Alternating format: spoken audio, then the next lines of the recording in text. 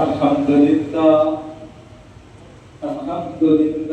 نحمده ونستعينه ونستغفره ونعوذ بالله من شرور أنفسنا ومن سيئات أعمالنا من يهده الله فلا مضل له ومن يضلله فلا هادي له ونشهد أن سيدنا ومولانا محمدا عبده ورسوله أما بعد فأعوذ بالله من الشيطان الرجيم بسم الله الرحمن الرحيم إن الله وملائكته يصلون على النبي يا أيها الذين آمنوا صلوا عليه وسلموا تسليما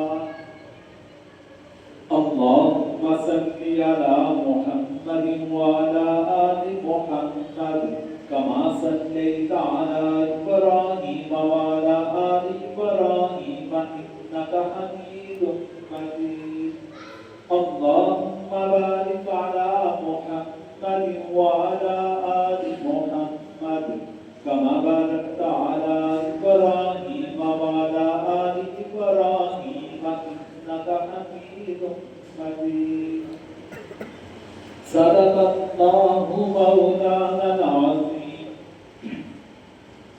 میرے محترم سامعین گرامی، آج 27 ذیقعد ہے تو عشرہ ذی الحج کے مدد کر ضروری جو باتیں ہیں وہ عرض کرنا چاہوں گا۔ دعا کیجیے اللہ تبارک و تعالیٰ قرآن و سنت کی روشنی میں صحیح اور حق بیان کرنے کی، آپ سب کو سننے کی اور اللہ تعالیٰ ہم سب کو عمل کرنے کی توفیق عطا فرمائے۔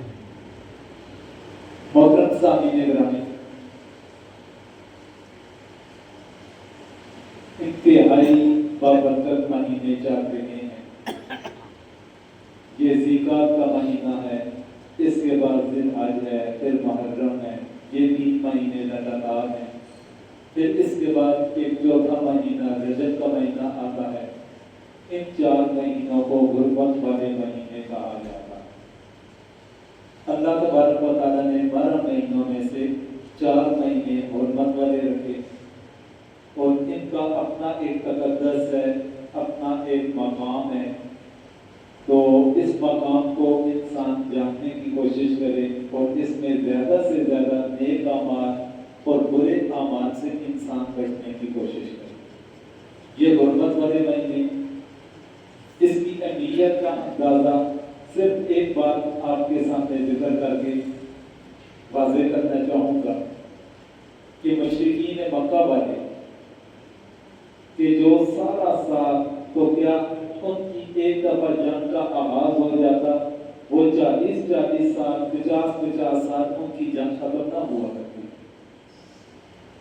زمانے جاہلیت میں ان کا جو طرز عمل تھا، ایک دفعہ چھوٹی سی بات کے اوپر اگر جنگ شروع ہو جاتی، وہ بھی اشروں محیط ہوا کرتی تھی۔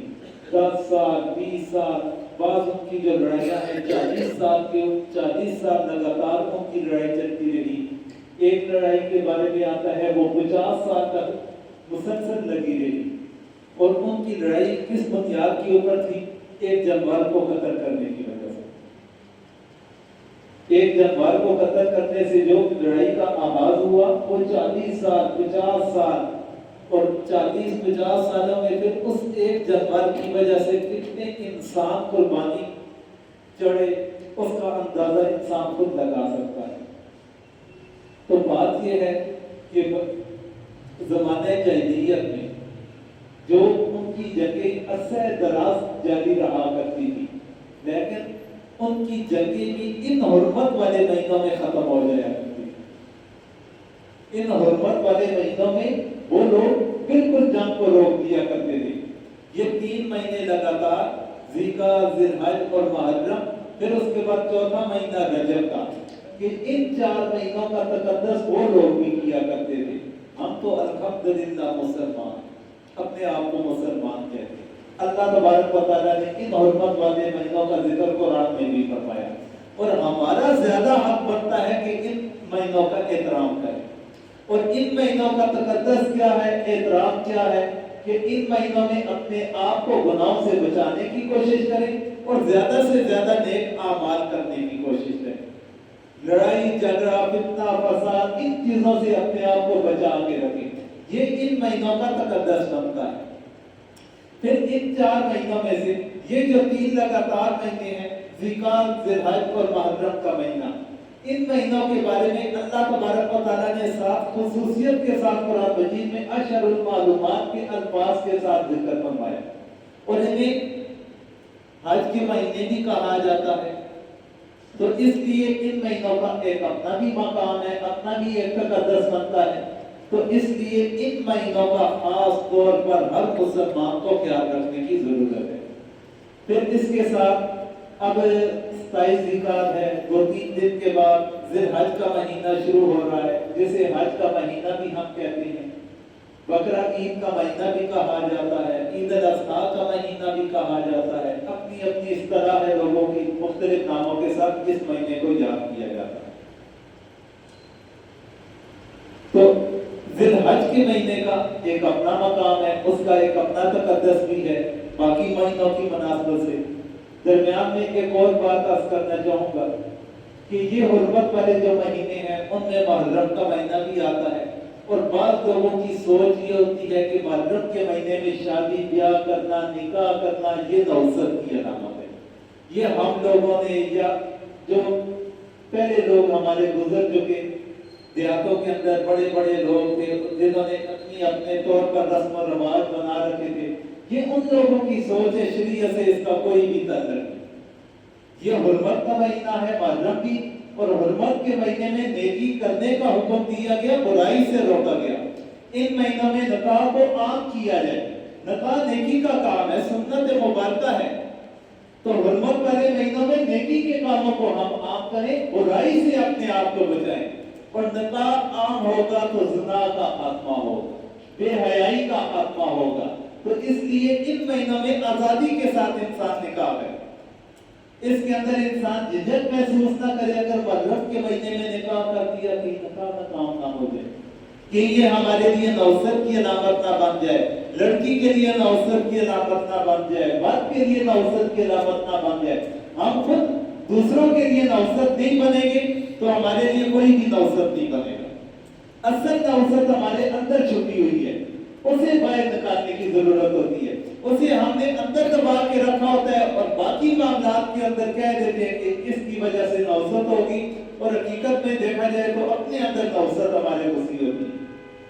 तो मतलब सामीन ग्रामी, ज़िलक़ाद का महीना, ज़िलहज का महीना, हज का महीना, इसके अंदर बड़े बड़े काम सर अंजाम दिए जाते हैं। हज जैसा मुकद्दस फरीज़ा इस महीने में अदा किया जाता है। दुनिया भर से मुसलमान फरीज़े हज की अदायगी के लिए एक मकाम पर जमा होते हैं। अफ्रीका से भी लोग आएंगे, यूरोपियन ममालिक से भी आएंगे, एशियन ममालिक से भी जाएंगे। दुनिया के हर कोने से जहां पर भी मुसलमान आबाद है, हर मुसलमान की ख्वाहिश होती है और कोशिश होती है कि अल्लाह तबारक व तआला मुझे इस साल वहां पर लेकर चला जाए। और बाज़ों की दुआ को अल्लाह ताला कबूल भी फरमा लेते हैं और उन्हें अल्लाह तबारक व तआला हज की सादत अता भी फरमाते हैं, और वो इसी महीने में किया जाता है। इस महीने से हटकर साल के किसी और महीने में जितना मर्जी इंसान कोशिश कर ले हज की सादत हासिल नहीं कर सकेगा। फिर कुर्बानी भी इसी महीने में की जाती है। दुनिया भर के मुसलमान जिसके पास गुंजाइश हो या ना हो, हर मुसलमान की ख्वाहिश होती है कि मैं किसी ना किसी तरह कुर्बानी के अंदर हिस्सा डालूं, सुन्नत इब्राहिमी को मैं पूरा करने वाला बनकर। पर अक्सर औकात आप देखते भी रहते हैं कि कई गुराबा कि जो बजाते खुद ज़कात लेने के मुस्तहिक होते हैं और वो भी कुर्बानी करने का जज्बा रखते हुए कुर्बानी कर भी देते हैं, उनका जज्बा ईमानी है। वो अपने बाकी सारा साल के अखराजात को नजरअंदाज करके इस कुर्बानी में हिस्सा लेने की कोशिश करते हैं। वो قربانی کا عمل وہ بھی اسی مہینے کی مناسبت کے ساتھ ہے۔ اب عشرہ ذی الحج کی قرآن مجید میں اللہ تبارک و تعالیٰ ذکر فرماتے ہیں والفجر ولیال عشر۔ حضرت عبداللہ بن عباس رضی اللہ عنہما سے روایت ہے، وہ فرماتے ہیں کہ ولیال عشر، اس کی تفسیر میں فرماتے ہیں کہ اس سے مراد 10 جو راتیں ہیں وہ 10 راتیں ذی الحج کے مہینے کی 10 راتیں ہیں۔ ان 10 راتوں سے مراد ذی الحج کے مہینے کی پہلی 10 راتیں مراد ہیں، جس کی اللہ تبارک و تعالیٰ نے قرآن مجید میں قسم اٹھائی، قسم ہے مجھے 10 راتوں کی۔ اللہ تبارک و تعالیٰ اگر نارمل انداز سے سرسری طور پر بھی ذکر فرما دیتے ہیں ہمارے لیے قابل احترام ہے۔ قرآن مجید کا ایک ایک حکم، قرآن مجید کی ایک ایک آیت کریمہ، قرآن مجید کا ایک ایک حرف تو دور کی بات، اس کے اوپر لگی ہوئی ایک چھوٹی سی حرکت، وہ بھی ہمارے لیے قابل احترام ہے۔ اللہ تبارک و تعالیٰ نے جہاں پر قسم اٹھا کر فرمایا، قسم ہے مجھے 10 راتوں کی، 10 راتوں کی اللہ تبارک و تعالیٰ جب قسم اٹھا لے، اور ان 10 راتوں سے مراد مفسر قرآن حضرت عبداللہ بن عباس رضی اللہ عنہ فرماتے ہیں کہ ذی الحج کے مہینے کی 10 راتیں مراد۔ نبی کریم علیہ السلام کا ذخیرہ احادیث کو دیکھا جائے تو نبی کریم علیہ السلام نے ذی الحج کے مہینے کی خاص طور پر ابتدائی عشرے کے بڑے فضائل بیان فرمائے۔ بڑی فضیلت اس عشرے کی احادیث مبارکہ میں منقول ہے۔ وہ دن کا وقت ہو یا رات کا وقت ہو، دونوں اپنے اپنے مقام پر قابل احترام ہے اور انتہائی قیمتی اوقات ہے۔ حضرت عبداللہ بن عباس رضی اللہ عنہما سے ہی روایت ہے، وہ فرماتے ہیں کہ نبی کریم علیہ السلام کا فرمان ہے کہ دنوں میں سب سے زیادہ جو دن اللہ تعالیٰ کے ہاں مقام رکھتے ہیں وہ ذی الحج کے ابتدائی 10 دن۔ عشرہ ذی الحج کے متعلق نبی کریم علیہ السلام نے فرمایا کہ سارا سال کے دنوں میں دیکھا جائے سب سے زیادہ جو مقام اور سب سے زیادہ حیثیت رکھنے والے 10 دن ہیں وہ ذی الحج کے مہینے کے ابتدائی 10 دن بنتے ہیں۔ صحابہ کرام نے سوال کیا، یا رسول اللہ، کیا اللہ تبارک و تعالیٰ کے راستے میں جہاد کرنا، اللہ تعالیٰ کے راستے میں جہاد کرنا ان 10 دنوں میں کیے گئے عمل کے مقابلے میں زیادہ حیثیت رکھتا ہے یا ان 10 دنوں میں کی گئی نیکی کا زیادہ مقام ہے؟ نبی کریم علیہ السلام نے فرمایا کہ جہاد کے مقابلے میں بھی ان 10 دنوں میں کوئی عمل کرے گا وہ اللہ تعالیٰ کے ہاں زیادہ مقبول ہے، زیادہ مقام رکھے گا۔ ہاں اس صورت میں جہاد زیادہ قبولیت رکھے گا کہ جب ایک مسلمان اپنی جان اور اپنے مال کے ساتھ کفار کا مقابلہ کرنے کے لیے جائے اور واپس نہ جان لے کر آئے نہ مال لے کر آئے، جان بھی اللہ تعالیٰ کے راستے میں قربان کر دی، اپنا مال بھی اللہ تعالیٰ کے راستے میں قربان کر دیا، پھر وہ عمل اس عشرے میں کیے گئے عمل کے مقابلے میں زیادہ مقام رکھے گا۔ اس کے علاوہ جتنے بھی اعمال ہیں ان کا مقام ان 10 دنوں میں کیے گئے عمل کا مقابلہ نہیں کر سکتے۔ خود اندازہ لگا لیں کتنی قیمتی بات نبی کریم علیہ السلام نے ارشاد فرمایا، کتنے قیمتی الفاظ ذکر فرمائے اس عشرے کے متعلق، پھر ان 10 راتوں کے متعلق ذکر فرمایا کہ ان میں سے ہر رات کے اندر عبادت کرنا، حدیث مبارکہ میں آتا ہے کہ عشرہ ذی الحج کی ہر رات کے اندر عبادت کرنا شب قدر میں عبادت کرنے کے برابر ہے۔ شب قدر میں عبادت کرنے کے برابر اللہ تبارک و تعالیٰ نے عشرہ ذی الحج کی 10 راتوں میں عبادت کرنے کو اس کے برابر قرار دے دیا۔ اب اس چیز سے ایک اور بات بھی واضح ہوتی ہے، رمضان المبارک کا آخری عشرہ ہوتا ہے، آخری عشرے کی پھر 5 طاق راتیں ہوں، ان 5 طاق راتوں میں سے ایک رات لیلۃ القدر کی بنتی ہے۔ عشرہ رمضان المبارک، عشرہ اخیرہ رمضان المبارک میں ٹوٹل 10 راتیں بنتی ہیں، ان 10 راتوں میں سے 5 طاق راتیں ہیں، ان 5 طاقوں میں سے ایک رات لیلۃ القدر کی بنے گی۔ اور وہ بھی مقدر والے کو نصیب ہوگی، وہ بھی مقدر والے کو نصیب ہوگی کہ ایک انسان ہے، وہ 4 راتیں جاگتا رہا، 5ویں رات کو وہ سو گیا۔ جس 5ویں رات کو سویا شاید کہ وہی لیلۃ القدر کی رات ہو، اسے نصیب نہ ہو سکتا۔ باقی 4 راتوں میں وہ عبادت کرتا رہا، 5ویں اس سے چھوٹ گئی کسی بھی وجہ سے۔ لیکن نبی کریم علیہ السلام نے ان 10 راتوں کے متعلق ذکر فرمایا کہ یہ جو راتیں ہیں عشرہ ذی الحج، ان میں سے ایک رات لیلۃ القدر میں عبادت کرنے کے برابر ہے۔ وہاں پر تو ہمیں تلاش کرنی پڑتی ہے، رمضان المبارک کی آخری عشرے میں لیلۃ القدر کو ہمیں تلاش کرنا پڑتا ہے کہ شاید کہ کون سی رات ہو۔ لیکن یہاں تو یقینی بات ہے کہ جس رات کو بھی عبادت کی، اس رات کو اللہ تبارک و تعالی ہمیں لیلۃ القدر میں عبادت کرنے کے برابر اجر عطا فرما دے۔ اور یقینی بات کو ہم بالکل نظر انداز کر دیتے ہیں، انہیں بالکل چھوڑ دیا جاتا ہے۔ پھر اسی عشرے کی فضیلت میں نبی کریم علیہ السلام کا ارشاد گرامی ہے کہ جو شخص ان 9 دنوں میں، عشرہ ذی الحج میں ابتدائی جو 9 دن رکھتے ہیں، ان میں سے کسی دن میں روزہ رکھے گا، اللہ تبارک و تعالیٰ اسے ایک روزہ رکھنے کا اجر 1 سال روزہ رکھنے کے برابر عطا فرمائے گا۔ رکھے گا ایک روزہ، اور اجر اللہ تبارک و تعالیٰ کتنا عطا فرماتے ہیں؟ 1 سال کے روزوں کے برابر اجر عطا فرمایا جائے گا۔ کتنا اللہ تبارک و تعالیٰ کی طرف سے سخاوت کا مظاہرہ ہے، کتنی رحم دلی کا مظاہرہ ہے، اور کم بختی ہم لوگوں کے لیے کہ ہم اس سے فائدہ نہیں اٹھا پا رہے کہ ایک روزہ رکھ کر 1 سال کے برابر اجر حاصل کر لیں، 1 سال کے روزوں کے برابر۔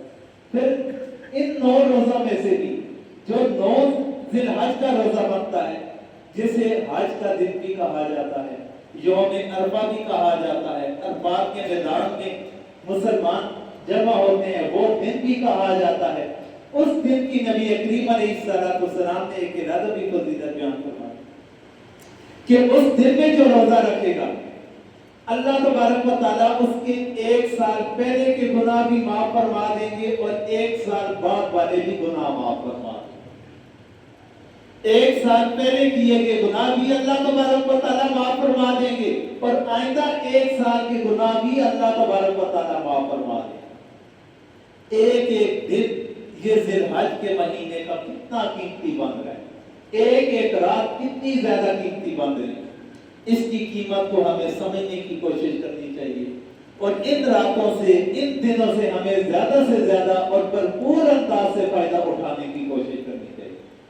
نبی کریم علیہ السلام کا فرمان ہے کہ ان 10 دنوں میں کثرت کے ساتھ تم لوگ تسبیح و تحلیل، تکبیر و تحمید پڑھا کرو۔ تسبیح سبحان اللہ کہنا کثرت کے ساتھ، تحلیل لا الہ الا اللہ کہنا، تحمید الحمدللہ کہنا، اور تکبیر اللہ اکبر کہنا، کہ یہ 4 چھوٹے چھوٹے سے جملے، سبحان اللہ، الحمدللہ، لا الہ الا اللہ، اللہ اکبر، چھوٹے چھوٹے جملے، فرمایا یہ کثرت کے ساتھ ہم پڑھا کرو۔ چلتے پھرتے اٹھتے بیٹھتے انسان اپنی زبان کے ساتھ پڑھ لیا کرے، کوئی بل نہیں آئے گا، پیسہ خرچ نہیں ہوگا، اور نیکیاں کتنی ہمارے نام اعمال کے اندر لکھی جائیں گی، ہم سوچ بھی نہیں سکتے۔ ان دنوں میں کثرت کے ساتھ ان الفاظ کا استعمال کیا جائے، ان جملوں کو پڑھا جائے۔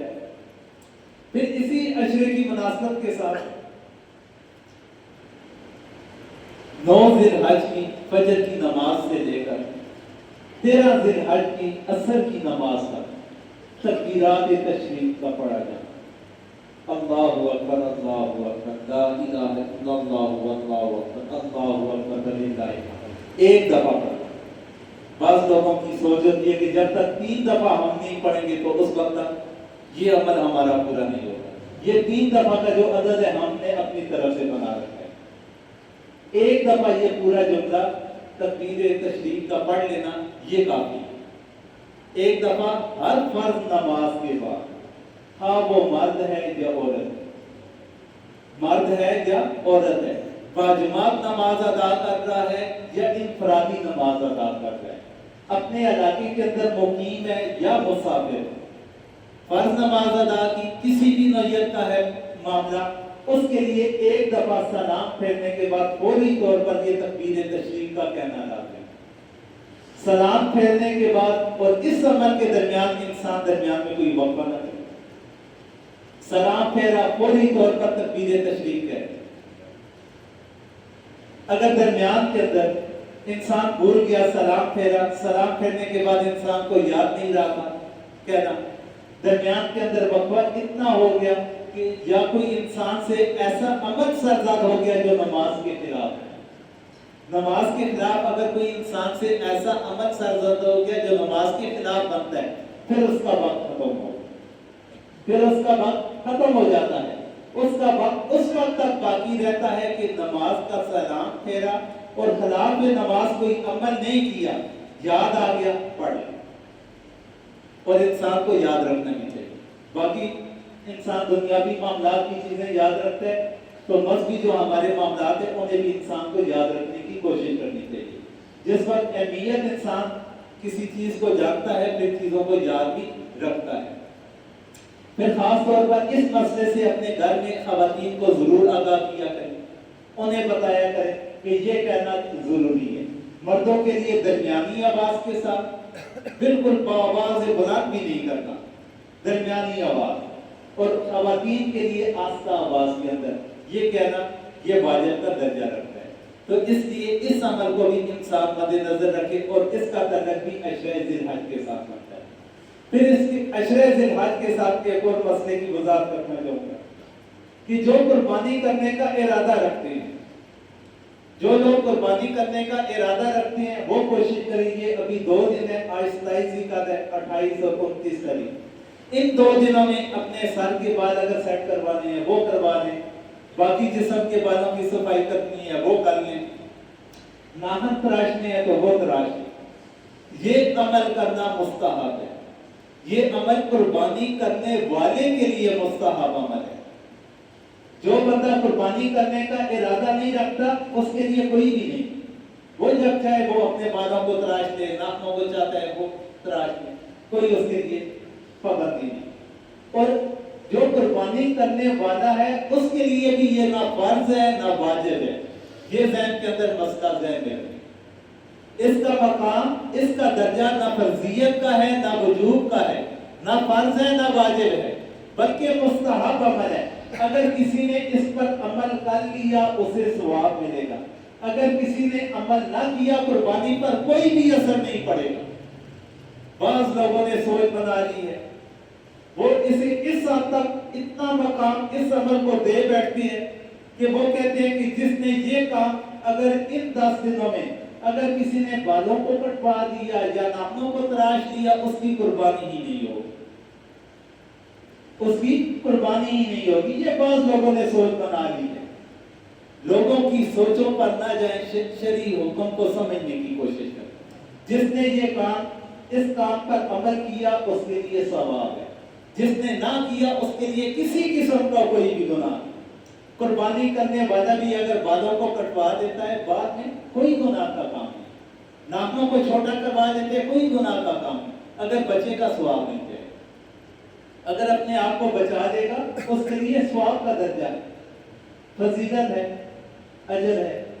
نہ کرنے کی صورت میں کسی قسم کا کوئی بھی گناہ نہیں ہے۔ مستحب عمل کی یہی تشریح کی جاتی ہے، اس کی یہی تعریف فقہائے کرام فرماتے ہیں، اسی کی روشنی میں آپ کو مسئلے کی وضاحت میں نے کر دی ہے۔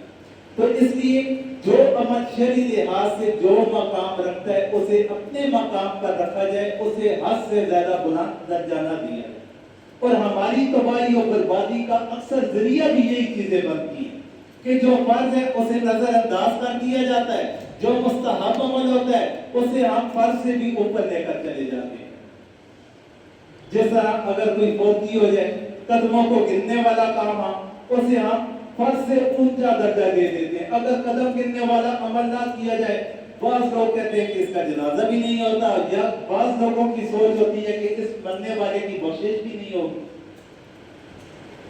اس کا تعلق کوئی بھی نہیں ہے، اس کی بخشش کے ساتھ، جنازے کے ساتھ کوئی بھی تعلق نہیں بنتا۔ یہ ہم نے اپنی طرف سے اتنا اپنے لیے لازم یہ چیزیں کر دی ہیں. اور پھر جتنے اہتمام کے ساتھ کہ 10 قدم اس طریقے سے ہم نے کندھا دینا ہے, اس کے بعد اجتماعی طور پر دعا بھی کرنی ہے, یہ چیزیں ہم نے فرضیت کے درجے میں رکھنی ہیں. ان کا کوئی بھی شریعت کے ساتھ تعلق نہیں بنتا. انفرادی حیثیت کے ساتھ ہر بندہ 40 قدم لے کر چلے گا میت کو, اس کے لیے ثواب ہے. یہ اس باقاعدہ ترتیب کے ساتھ کہ ایک خاص اہتمام کیا جاتا ہے, خاص طریقہ کار بتایا جاتا ہے, اس کے مطابق کندھا دیا جائے, یہ تمام چیزیں غیر شرعی ہیں. ان چیزوں سے اپنے آپ کو بچائیں. جو شریعت کا حصہ ہے ان چیزوں کی طرف آئیں. قدموں کا اتنا اہتمام کریں گے, اور وہی لوگ نماز جنازہ کی صفوں میں ہمیں نظر بھی بعض دفعہ نہیں آتے, بغیر وضو کے چل رہے ہوتے ہیں, وہ پھر پیچھے بھاگنے والا کام بھی کرتے ہیں. نماز جنازہ ادا کرنا فرض کفایہ ہے, اس کا اتنا اہتمام نہیں کیا جائے گا. اور جو انسان کا ایک انفرادی عمل بن رہا ہے, کیا تو اس کے لیے ثواب ہے, نہ کیا گناہ نہیں, اور اسے ہم فرض کے درجے تک پہنچا دیتے.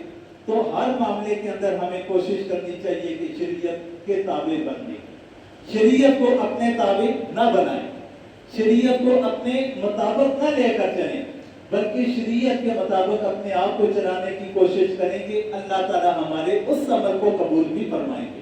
دعا کریں, جو کچھ ہم نے سنا ہے یا اللہ سمجھنے کی توفیق عطا فرما, یا اللہ ہم سب کو عمل کرنے کی توفیق عطا فرما, یا اللہ جتنے بھی مسلمان بیمار ہیں سب کو صحت کاملہ عطا فرما, یا اللہ جتنے مسلمان بھی قربانی کرنے کا ارادہ رکھتے ہیں, یا اللہ ان کے ارادوں کو اپنی بارگاہ میں شرف قبولیت عطا فرما.